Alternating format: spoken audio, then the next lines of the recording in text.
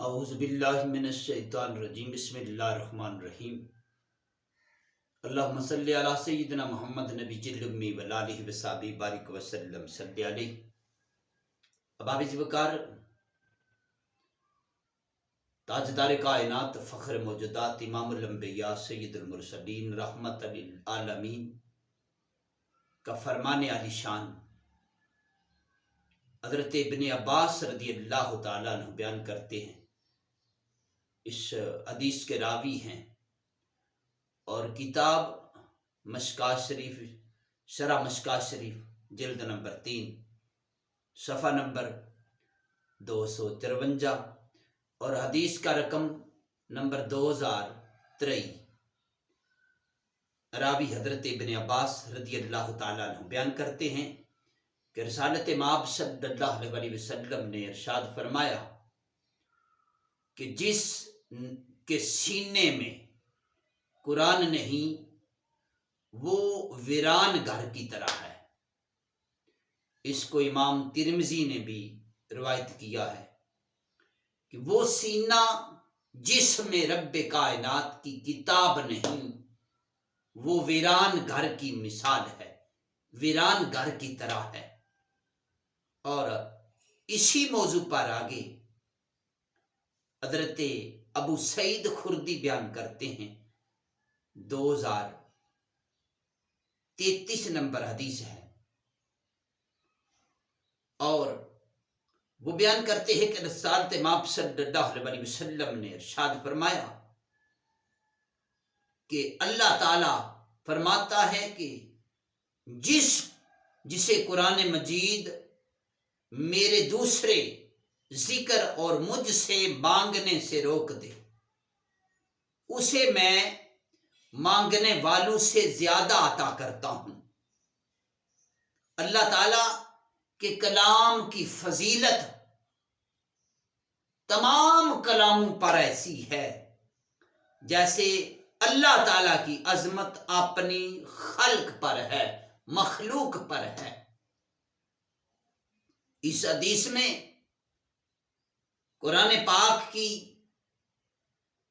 شان بیان کی گئی اور دوسرا فرمایا کہ وہ لوگ جو قرآن کے ذکر میں مشغول رہتے ہیں، قرآن پڑھتے پڑھاتے رہتے ہیں، سیکھتے سکھاتے رہتے ہیں، قرآن کا درس دیتے رہتے ہیں، قرآن کی تلاوت کرتے رہتے ہیں، قرآن کے غور و فکر میں لگے رہتے ہیں، جو احباب تجوید پڑھاتے ہیں، قرآن پڑھاتے ہیں، یعنی قرآن کا پڑھنا پڑھانا سکھاتے ہیں، اگر وہ اتنے مشغول رہتے ہیں، انہیں اگر دعا کرنے کی فرصت نہیں ملتی، اپنے لیے دعا کرنے کا وقت نہیں ملتا، تو رب کائنات انہیں اتنا عطا فرما دیتے ہیں کہ انہیں ضرورت ہی نہیں رہتی،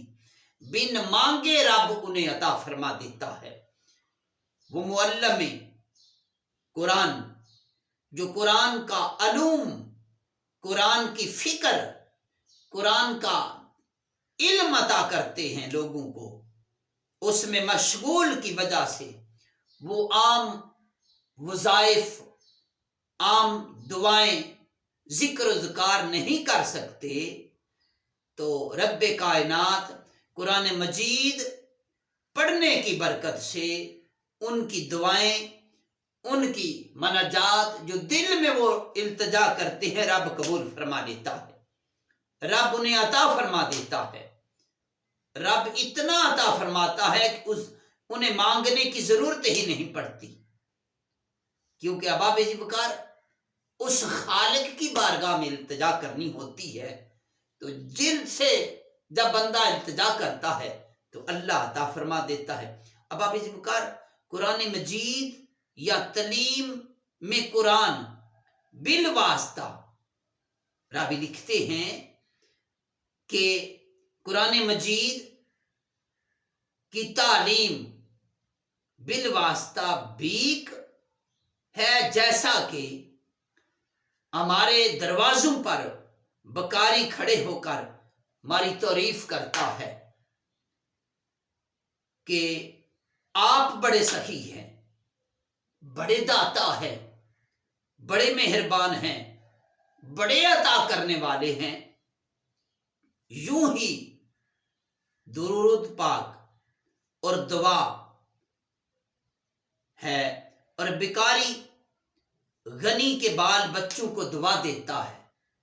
वो जो मांगने वाला किसी के दरवाजे पर जाता है, दरवाजे पर पहुंचने के बाद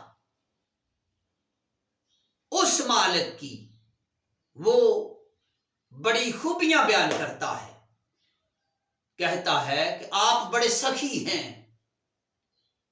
आप बड़े शहंशाह हैं, आप लोगों को देते हैं, तकसीम करते हैं। वो भिखारी उसकी तारीफ करता रहता है, उसके बाल बच्चों को दुआएं देता रहता है, और उसकी वो बहुत खूबियां बयान करता रहता है।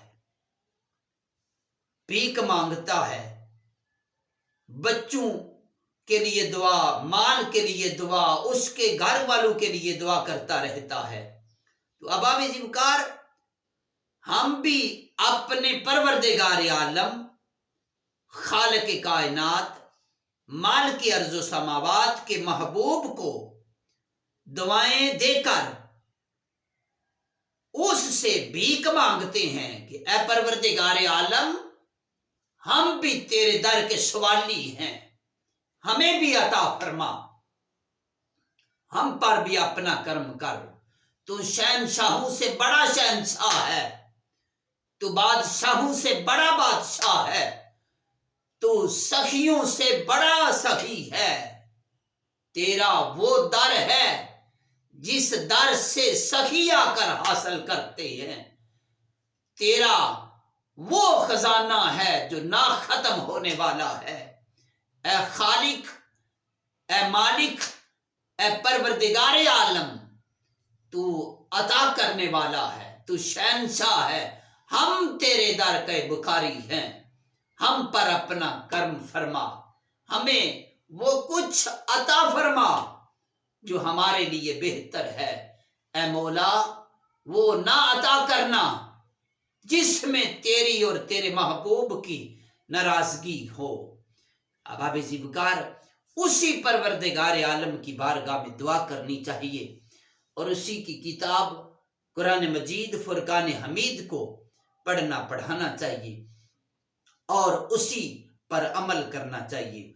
खालिक कायनात, मालिक अर्ज़ व समावात की बारगाह में दुआ है, रब्बे कायनात हमारी इस कावश, इस कोशिश को अपनी बारगाह में कबूल फरमाए। मेरे जितने अहबाब सदका जारिया समझकर हदीस मुस्तफ़ा सल्लल्लाहु अलैहि वसल्लम को आगे शेयर करते हैं, लाइक करते हैं, उस खालिक की बारगाह में दुआ है, रब्बे कायनात उन्हें अजर अज़ीम अता फरमाए। अपनी रहमत कामला का सदका उनकी जो नेक दुआएं हैं उनको रब्बे कायनात अपनी बारगाह में कबूल फरमाए, अजर अज़ीम अता फरमाए। वस्सलाम।